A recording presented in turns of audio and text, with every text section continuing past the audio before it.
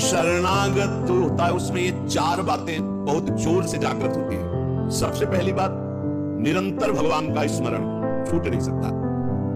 नींद आई तो सुसुप्ति में चला गया, जरा भी जागृत हुआ तो मंत्र चल रहा है, नाम चल रहा है, चलाना नहीं पड़ता। क्यों? शरणागत है। थोड़े दिन अभ्यास कर लो, ऐसा होने लगेगा। देखो इतने लोग बैठे हैं, आप सो के उठते हो तो आपका पहला चिंतन क्या होता है? क्या मंत्र होता है? भगवान का नाम दिया लाते हैं। आपके चिंतन में क्या आता है? पहला चिंतन। अगर पहला चिंतन प्रभु है तो शरणागति पुष्ट हुई। सो के उठे, चल क्या रहा है? अगर प्रभु नहीं तो अभी शरणागति नहीं। पहला लक्षण। हमें लगता है कि आप लोग अनोखे होंगे, आप लोग शरणागत है, या आप जब सो के उठे तो आपका मंत्र चल रहा है, नाम चल रहा है, चतुरासी जी का कोई पद चल रहा है, या फिर ये चिंतन चल रहा है, राधा राधा राधा, चलो जल्दी स्नान करके फिर सत्संग में चल रहा है। फिर ये भागवतिक चिंतन, हमें लगता है कि ये दूसरी कोटि का चिंतन होगा, चलो स्नान करते हैं फिर ऐसा। पहला चिंतन होगा श्री जी का। ऐसा होता है? आप लोग देखिए, ऐसा होता है कि आप सो के उठे, आपका चिंतन श्री जी का चालू है? पक्का? आप लोग देख लीजिए, अगर ऐसा है तो उसका परिणाम निश्चिंतता, निर्भयता, निःशुकता, निश्चित जागृत हो जाएगी। और उसी का प्रातःकालीन उठने पर चिंतन चलेगा जो शयन के समय गाढ़ चिंतन करते हुए सो जाए। ऐसे सुषुप्त के समय बिल्कुल ठीक वही अवस्था। अगर आप जो चिंतन कर रहे हैं तो जगते हुए चिंतन आएगा ये, और अगर जीवन भर भजन किए तो मरते समय वही चिंतन आएगा पक्का। जैसे जगते समय ऐसे मरते समय। इसलिए भक्त निश्चिंत हो जाता है शरणागत। पहला, शरणागति का जांच करो हृदय में, भगवान का निरंतर चिंतन, प्रभु का निरंतर भजन। अगर नहीं हो रहा तो किसी अन्य का आश्रय लियो, वस्तु का, व्यक्ति का, स्थान का, भोग का। लिख लो आप दिमाग में, चाहे कागज में। उस आश्रय का मिटिया मेट हुए बिना शरणागति पुष्ट नहीं होगी। आप अगर ईमानदारी से छोड़ दो तो छोड़ दो, नहीं भगवान भी जो कहते हैं ना कि जो मेरा होता मैं, उनका जो ऑपरेशन होगा वो शायद है कि सह न पाओ, क्योंकि शरणागत तो छोड़ेंगे नहीं। बचन से भी शरणागत हो, आप छोड़ेंगे नहीं, तो उनका स्वभाव हम आपको बता रहे हैं। और हर ऑपरेशन बेहोश होकर होता है। हमारे प्रभु ऑपरेशन होश का इंजेक्शन लगा करते हैं। पहले होश का इंजेक्शन, पूरी चेतना, फिर ऑपरेशन करते हैं, क्योंकि जड़ से मिटाना है। निरंतर भजन क्यों नहीं होता? इसका उत्तर है आपका कोई अन्य आश्रय है, कोई है व्यक्ति, वस्तु, स्थान, पदार्थ, पद, कुछ है जिसको तुम भजन से भी अधिक मानते हो, प्रभु से भी अधिक मानते हो, इसीलिए आपका भजन नहीं होता। जो सर्वतोभावन शरणागत है, भजन करना नहीं पड़ता, भजन होता है।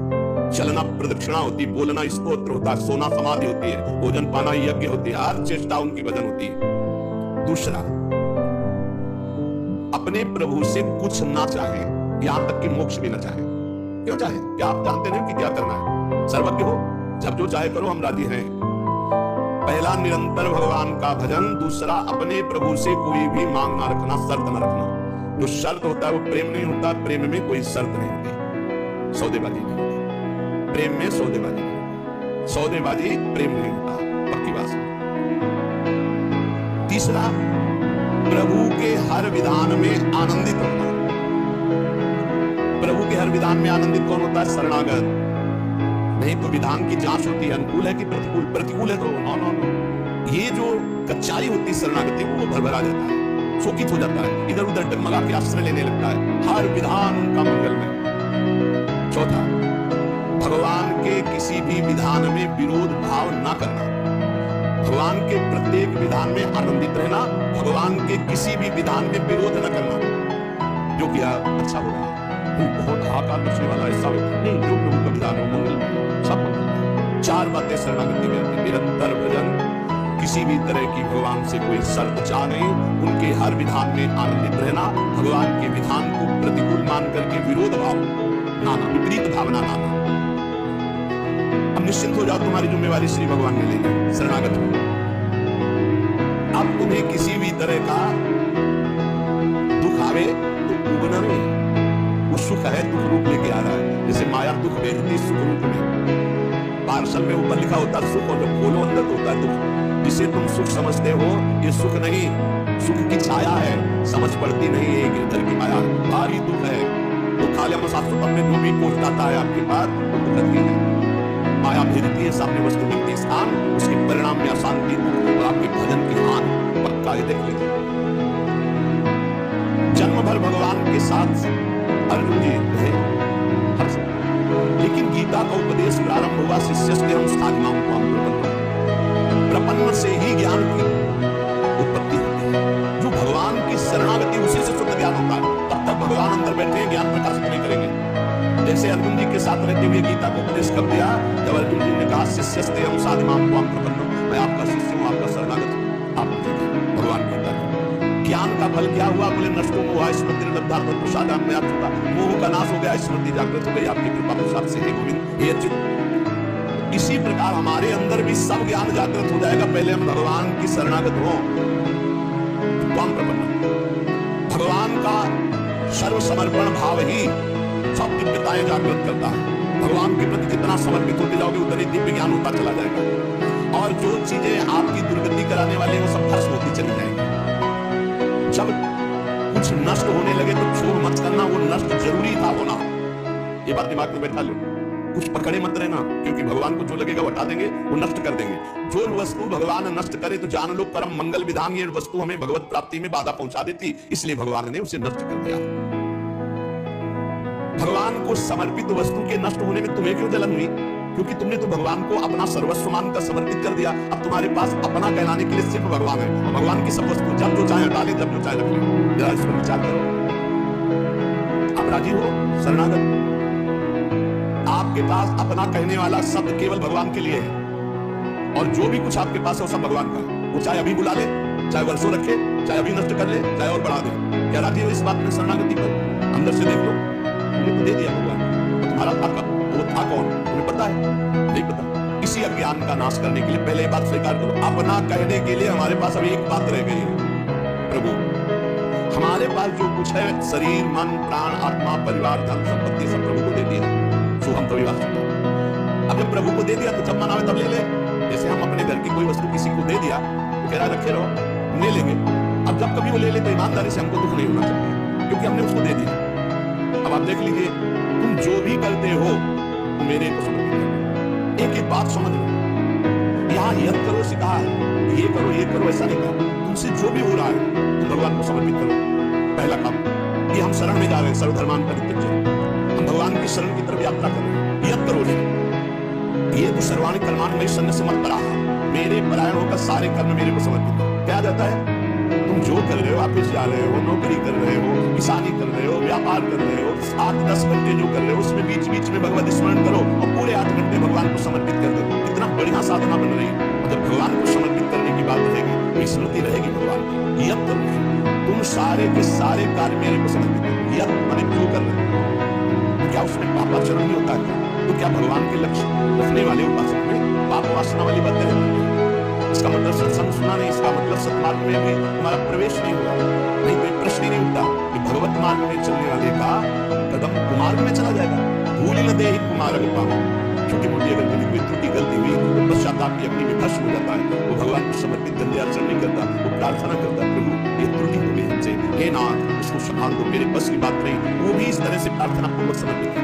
यह तरोषि और यदर्शनाश, जो भी तुम्हारी जिज्ञा में, रसेंद्री में, जाए पानी, जाए भोजन, जाए बिना भगवान को अर्पित किए जाना चाहिए। अभी शरणागति पुस्तक है, जो भी कार्य करो भगवत समर्पित करो। एक स्थिति आती है जहां भगवत समर्पित करना नहीं पड़ता, स्वयं होता रहता है। वो होता है तन, मन, वाणी और अहम, इनका समर्पण जिनका हो चुका है। अब उनका नहीं होता कृष्णार्पणम प्रारंभिक, पर ये जब तक स्थिति नहीं है तब तक प्रारंभिक दशा में ही हो। हर समय भगवदाकार स्थिति, कौन किसको समर्पण करे, ये स्थिति जब तक नहीं तब तक सिद्ध बनने की कोशिश न करे।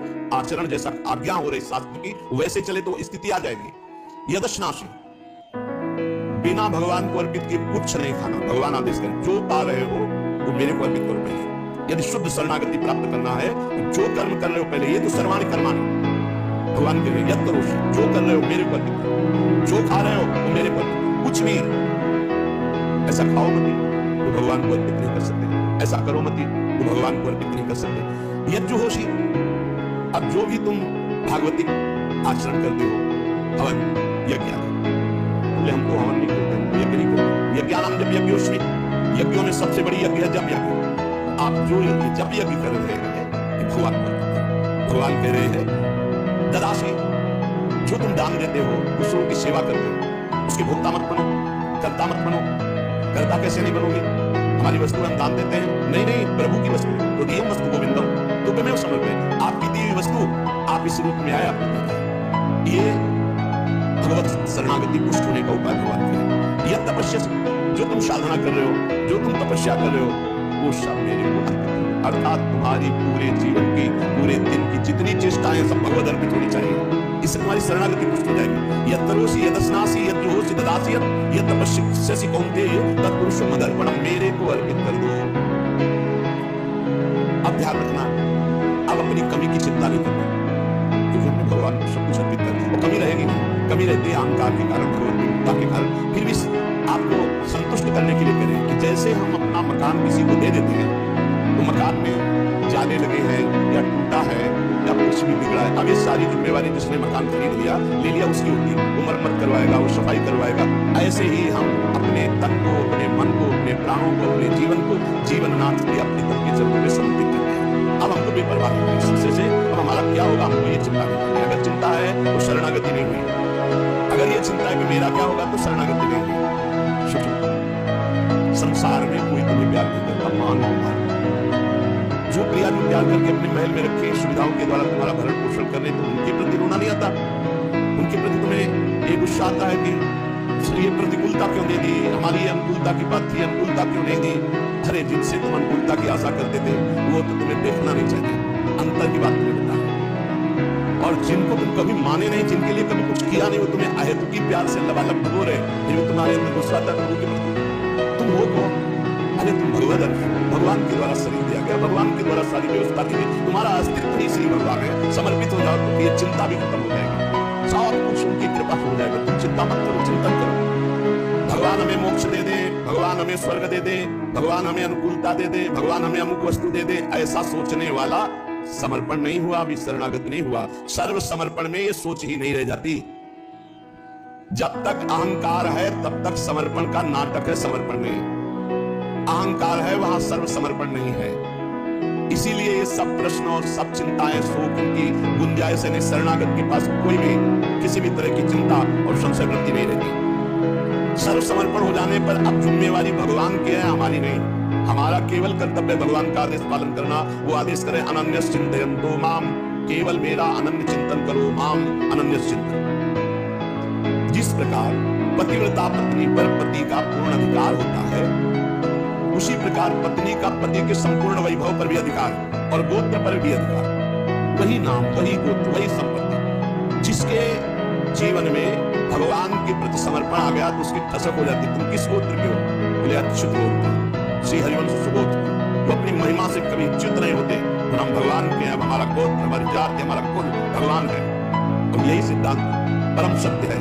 एक माई आके बहुत रोई और कही जिंदगी हो गई, नौ दुर्गा पूरी रहती थी, वो शंकर जी को जल चढ़ाती तो रोती जा रही थी। और मतलब हो सकता है 65 वर्ष हमारे पति को ले लिया, हमारी पूरी श्रद्धा नष्ट हो गई, जीवन भर व्रत हो। शरणागति को समझो भाई, बहुत आनंद आ जाएगा आपके पास। अगर आप भगवत पाद में चल रहे हैं, शरणागत हैं, तो आपके पास अपना कहने के लिए अब कुछ नहीं बचा, वो केवल श्री भगवान है। मेरे तो गिरधर गोपाल दूसरा। अब दूसरी जो कुछ भी है वस्तु, व्यक्ति, स्थान, वो गोविंद का है। जब चाहे गोविंद ले ले, जब चाहे बढ़ा दे, जब चाहे घटा दे, जब चाहे नष्ट कर दे। तुम्हें दुख नहीं होना चाहिए। अगर दुख होता है तो अभी शरणागत नहीं। इतनी ऊंची स्थिति शरणागत की। अब जो जीवन में प्रभु का शरणागत है, उसका पहला लक्षण कि निरंतर स्मरण करता है, वो अंतकाल में भगवान का स्मरण होगा। अभी आपको बताया, जो रात्रि में सोते समय स्मरण करता है उसका परिणाम जागते समय वही स्मरण। जो जीवन भर स्मरण करता है वो अंतिम समय भगवत स्मरण होता है। भगवान का वचन है अंतकाले च मामेव स्मरन् मुक्त्वा कलेवरम् यः प्रयाति समद्भावम् याति नास्त्यत्र संशयः। जो जीवन भर भजन करता है उसका अंतिम समय भजन भगवान करवाता है। एक बड़ी दुखद स्थिति होती है। उस समय जब भगवत स्मरण करते हुए शरीर त्यागता है तो सीधे भगवान को प्राप्त होता है। आपको कल चर्चा के प्रारंभ में बताया था गीता वाटिका में अग्निकांड में बड़ा भावना था, इतना भयावना था कि सब अर्धरात्रि में सो रहे, 300 फूस की झोपड़ी बनी हुई थी। अखंड नाम कीर्तन 24 घंटे वाला सालों। लगभग सब साधक मौनी थे जो कुटियाओं में सो रहे थे, 2-2, 4-4। अल्पाहार, मौन, कोई भी फलाहार, सब दिव्य साधना में। जो आग लगी थी वो वस्त्र, ठाकुर जी, पाठ के ग्रंथ, चित्रपट सब जल गए, क्योंकि सब उपासक ही थे। जब भाई जी हाहाकार सुनाई दिया तो भी निकले। तो उनका जो भोग के लिए घी है वो लाओ, पूरा है वो लाओ, और जो जागल लेवान अग्नि भगवान पधारे। चित्रपट सिंहासन में विराजमान विग्रह है, छोटे छोटे विग्रह साधकों के पास, ग्रंथ पाठ के साफ साफ। फिर भाई जी ने मेरे भगवान तो इस साधकों को समझाया कि आपके अंदर बैठे हुए भगवान को बाहर की लीला में खंडन मंडन होगा। आपने जो अंदर नाम चला रखा है, इस उपासना को कोई छू नहीं सकता। बाहर की उपासना में भिन्न पड़ेगा। बाहर की लीला एक अलग है, इसीलिए उपासक अंतर्मुखता पर प्रधानता रहे। अंतर्मुखता पर प्रधानता नहीं रहेगी, बोले हमारे भगवान के कोई बहुत अनिष्ट होने वाला है, आग लग गई, कोई बहुत अनिष्ट कैसे हो सकता है? मंगल भवन की शरण में अनिष्ट हो सकता है? बोले कोई विनाश लीला होगी, क्यों नहीं होगी? सृष्टि रचना लीला होती, पालन लीला होती, तो विनाश लीला होना कौन सा भयावह है भाई? 3 लीलाएं हैं, भयावह क्या इसमें? विनाश होगा, क्या विनाश होगा? अविनाशी का विनाश नहीं हो सकता, विनाशी को बचना नहीं है, वो आज है नहीं तो कल, विनाश हो नहीं है, क्या परेशानी है? जब सब में भगवान को देखने की भावना ऐसी जागृत हो जाए कि भयावह स्थिति में भी आपको भगवान दिखाई दे, तो जानो बहुत जन्मों की साधना सिद्ध हो गई। भाई जी ने बूरा और घी डलवाया, इसमें लिखा है बूरा और घी डलवाया, भगवान आए, भगवान आए। बहुनाम जन्मनाम अन्ते ज्ञानवान माम प्रपद्यते वासुदेवा सर्वमिति समात्मा सुदुर्लभा। भगवान कहते हैं बहुत जन्मों की साधना जिनकी हो गई है और जिनका अंतिम जन्म है, उनको इस तत्व का बोध होता है कि सब में भगवान वासुदेव है। ये बोध ऐसा महात्मा बड़ा दुर्लभ है जो सब में भगवान को देखता है। मत्ता पर तरम नान्यत् किंचित् अस्ति धनंजय मयि सर्वमिदं प्रोतं सूत्रे मणिगणाय। भगवान कहते हैं जैसे सूत की माला में सूत की मणियां, तो मणियां और माला सब कुछ सूत ही है, ऐसे ही